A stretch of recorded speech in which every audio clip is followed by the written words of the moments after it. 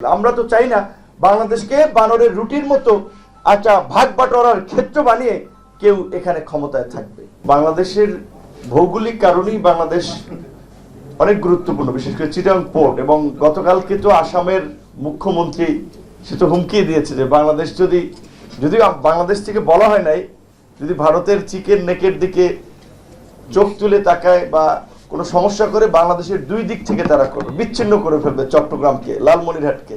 এটি কিন্তু আসামের মুখ্যমন্ত্রী বলেছেন। এবং বিজেপির যারা আপনার এই ধরনের একটা সবসময় একটা সংঘাতপূর্ণ এবং সাম্প্রদায়িক রাজনীতি প্রমোট করে আসছে ইন্ডিয়াতে, এবং এইখানের একটা ছোট্ট বিষয়কেও এত ফেব্রিকেটেড করে তারা অপপ্রচার করে এবং প্রোপাগান্ডা ছড়ায়, যেটা এই পট পরিবর্তনের পরে দেখেছেন কন্টিনিউয়াসলি সমস্ত মিডিয়াগুলোয় যে এই সংখ্যালঘুদের উপরে দমনপীড়ন হচ্ছে, ধর্ষণ করা হচ্ছে, খুন করা হচ্ছে। এমনকি এই গত কয়েকদিনের ঘটনায়, বাংলাদেশের ঘটনায় আমরা দেশ থেকে জানি না, ইন্ডিয়ান মিডিয়া ক্রমাগত বলা চলে মেইন স্ট্রিম অনেক মিডিয়াও এই কু হচ্ছে, এই ইউনুস সরে যাচ্ছে, অমুকে চেয়ারে বসতেছে, এই জন্য হাস্যকর কতগুলা মানে গল্প গুজব এবং সাংবাদিকতাকে একেবারে হাস্যকর বস্তুতে পরিণত করেছে। তো সেইখানে তাদের এই হুমকি, এটা নিশ্চয়ই এই মুহূর্তে আমার মনে হয় যে আমাদের একটা বিবেচনার বিষয়। চট্টগ্রাম বন্দরের যে নিউমোরিং টার্মিনাল যে প্রতিষ্ঠানকে দেওয়ার কথা বলা হচ্ছে, ডিপি ওয়ার্ল্ড বলা হচ্ছে এটা একটা দুবাই ভিত্তিক কোম্পানি, কিন্তু প্রকৃত অর্থে এটা মার্কিন কোম্পানি। আর দুবাই হলেই কি, মধ্যপ্রাচ্য তো পুরোটাই সাম্রাজ্যবাদীদের পায়ের নিচে। পুরো আরব বিশ্বের নেতাদের সামনে, তাদের মানে নাকের ডগায় এবং চোখের সামনে ফিলিস্তিনকে পিষে ফেলছে। কোন আরব নেতা কথা বলছে? দেখছেন আপনারা কোন আরব নেতারা কথা বলছে? বরঞ্চ কাতার থেকে শুরু করে বিভিন্ন রাষ্ট্রই তো সাম্রাজ্যবাদীদের বড় বড় ঘাঁটি। তো কাজে মধ্যপ্রাচ্য ভালো তারা পারফর্ম করছে, চালাচ্ছে, তাই বলে আমাদের এইখানেও চালাক, ওইভাবে এটাকে সহজ সরলভাবে দেখার অবকাশ নাই। এবং সবচেয়ে মানে আমাদের কাছে অবাক লাগে, এই আপনার প্রতিষ্ঠানকে ডেকে এনেছিল বা একে পোর্ট দেওয়ার জন্য বন্দোবস্ত করেছিল সালমান এফ রহমান, শেখ হাসিনার আমলে। তো এই সরকার কেন সেটা কন্টিনিউ করবে? আমরা তো শেখ হাসিনা দেশ বিক্রি করে, দেশ ধ্বংস করে ফাঁসিবাদী ব্যবস্থা কায়েম করেছে, তার বিরুদ্ধে আন্দোলন করে হটাইলাম। তো এখন এই বন্দর, অন্য অনেক দিক শেখ হাসিনার খারাপ, কিন্তু বন্দর যে উদ্যোগ নিয়ে গেল, ব্যবস্থাপনা নিয়ে গেল, এইটা আমরা শেখ হাসিনারটাকেই ভালো বলছি, মানে এইটা শেখ হাসিনারটা আমরা রাখতেছি। এইটা তো আসলে আমি মনে করি যে এটা দ্বিমুখী এবং দ্বিচারিতা। এইটা আমরা কোনোভাবেই আশা করি না। এবং হ্যাঁ, আপনি যদি ইন্টারন্যাশনাল কোনো প্রতিষ্ঠানকে দেন, আপনি ওপেন টেন্ডারে দেন, প্রতিযোগিতার মধ্যে দিয়ে আপনি কোনো প্রতিষ্ঠানকে চুজ করেন, একটা প্রতিষ্ঠানকে তো আপনি ডিপিএম মানে ডাইরেক্ট এইভাবে দেওয়া, যেটা শেখ হাসিনা দিয়ে গেছে। শেখ হাসিনা তো আমরা দেখেছি যে আপনার ওই ঝুড়ির ডিমের মতো কিছু ভারতীয়রা রাখতে চেয়েছিল, কিছু চায়না রাখতে চেয়েছিল, আবার মার্কিন যুক্তরাষ্ট্রকে মানে সবসময় তুলোধুলো করেছে, আবার তাদেরকেও সালমান এফ রহমানকে দিয়ে ম্যানেজ করতে চেয়েছিল, সাবের হোসেন চৌধুরীদেরকে দিয়ে ম্যানেজ করতে চেয়েছিল, তারা তো ম্যানেজ করে থাকতে চেয়েছিল। আমরা তো চাই না বাংলাদেশকে বানরের রুটির মতো একটা ভাগ বাটোয়ারার ক্ষেত্র বানিয়ে কেউ এখানে ক্ষমতায় থাকবে, আবার কেউ ক্ষমতা গ্রহণ করবে। সেই কারণে আমরা পরিষ্কারভাবেই মনে করি বাংলাদেশের মানুষ, বাংলাদেশের সচেতন রাজনৈতিক দল, এখানে বিভিন্ন রাজনৈতিক দলের নেতৃবৃন্দ আছে, বিএনপি সহ সবাই বলছে, এমনকি সামরিক বাহিনীও বলছে যে বন্দর কিংবা করিডোরের মতো সিদ্ধান্ত এটা নির্বাচিত সরকার সিদ্ধান্ত গ্রহণ করবে বা এলে সিদ্ধান্ত হবে। সেই জন্য সামরিক বাহিনীকে ভিলেন বানানো হচ্ছে। যে সেনাবাহিনী 5ই অগস্টের পূর্বেই বলতে গেলে কার্যত ছাত্র জনতার আন্দোলনের পক্ষে একটা অবস্থান নিয়েছে, এবং রাজনৈতিক দলগুলো এখন সত্যি কথা বললে যে তোমার ওপেন প্ল্যাটফর্মের কথা তো বাইরে যাচ্ছে, সব মানুষ দেখতে পারবে, শুনতে পারবে। একজন সাধারণ মানুষ যেভাবে রাষ্ট্রকে দেখে, একজন রাজনৈতিক নেতা সে তো সেইভাবে রাষ্ট্র ওইভাবে সাদাসিধেভাবে দেখে না, তার অনেক কিছু চিন্তা করতে হয়।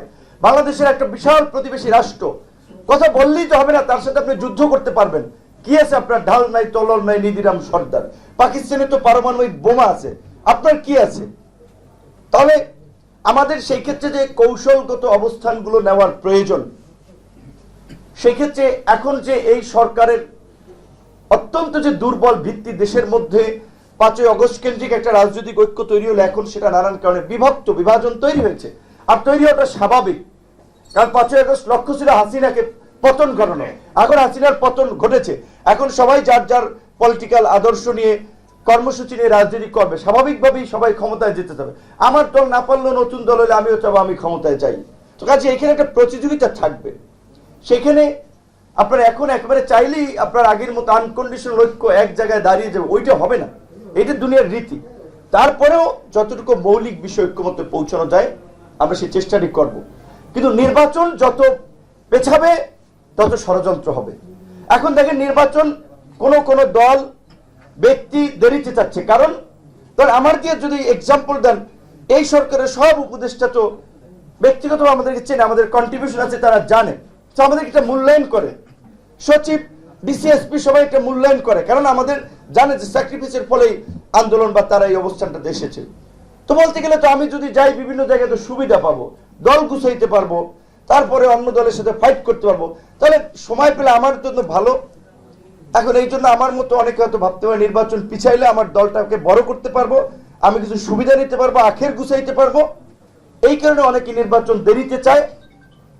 আর অনেকে মনে করছে যে সংস্কারগুলো বাস্তবায়ন ন্যূনতম অন্তত করা দরকার, সেই জন্য অনেকে মনে করছে কিছুদিন সময় লাগলে পেছানো যেতে পারে। তো সংস্কার বাস্তবায়নের পক্ষে কোন দল কি বিরোধিতা করেছে?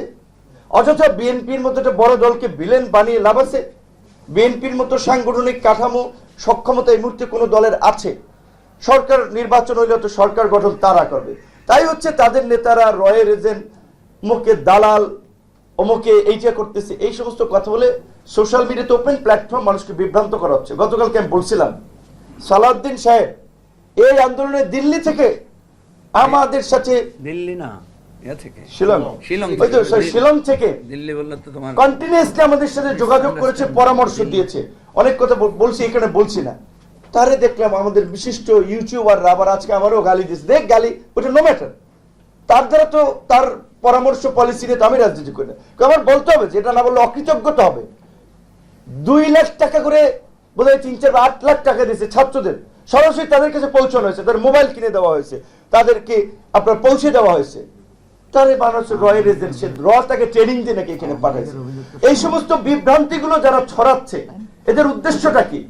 সামরিক বাহিনী ক্ষমতা দখল করতে চাচ্ছে, এই করতেছে, ইউনুসকে নামাইতে চাইতেছে, এইগুলো বলে পাবলিক সেন্টিমেন্টকে উত্তেজিত করে এখানে একটা সংঘাত সৃষ্টি করার চেষ্টা করা হচ্ছে।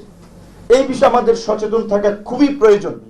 এবং আমি যেটা বলছি, আমরা যেটা বলতে চাই, রাজনৈতিক সরকার বিএনপি তো অলরেডি স্ট্যান্ড অ্যান্ড ক্লিয়ার। বন্দরের প্রশ্নে তারা এটা সঠিক মনে করে না, করিডোর দেওয়াকেও তারা সঠিক মনে করে না। সুতরাং বিএনপি নির্বাচিত সরকার আসলেও তো আশা করি এই বিষয়ে সিদ্ধান্ত নেবে না। তাহলে অন্তর্বর্তীকালীন সরকার, যেটা 4টা আমাদের জাতীয় সংলাপ হয়েছিল, 15ই আগস্ট সরকারি ছুটি থাকবে কি থাকবে না, যখন হিন্দুদের দুর্গাপূজা সেটি কিভাবে নির্বিঘ্নে করা যায় সংলাপ হয়েছিল, আপনার ভারতের অপপ্রচার নিয়ে সংলাপ হয়েছিল সবাইকে ডেকে।